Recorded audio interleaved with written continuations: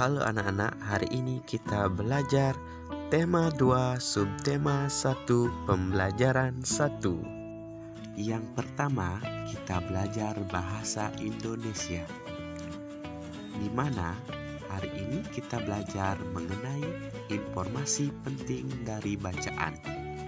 Setiap bacaan memuat informasi penting yang ingin disampaikan kepada pembaca. Informasi penting disebut juga informasi pokok.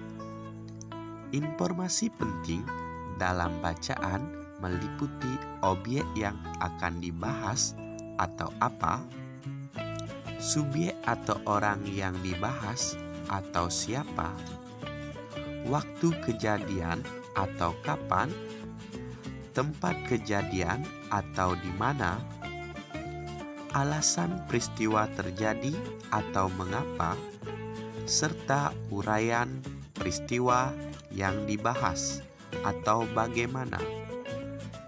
Keenam aspek tersebut dapat kamu temukan dalam setiap bacaan, baik bacaan dari surat kabar, majalah, buku, maupun artikel di internet. Ilmu pengetahuan alam. Selanjutnya, kita belajar mengenai sistem pernapasan pada hewan. Setiap makhluk hidup memiliki alat pernapasan. Alat pernapasan manusia berupa paru-paru, sementara itu alat pernapasan hewan berbeda-beda. Perbedaan ini dipengaruhi oleh keadaan tubuh dan tempat hidupnya. Misalnya, hewan yang hidup di air bernapas menggunakan insang, sedangkan hewan yang hidup di darat bernapas menggunakan paru-paru. Selain itu, ada hewan yang bernapas menggunakan kulit atau trakea. Yang pertama yaitu hewan mamalia. Hewan mamalia merupakan jenis hewan yang menyusui. Sebagian mamalia hidup di darat, hanya beberapa yang hidup di air. Secara umum, alat pernapasan untuk bernapas hewan mamalia yaitu dimulai dari hidung, tenggorokan, dan paru-paru. Yang kedua yaitu burung. Walaupun burung bernapas menggunakan paru-paru, namun saat terbang, burung bernapas dibantu menggunakan pundi-pundi atau kantong udara.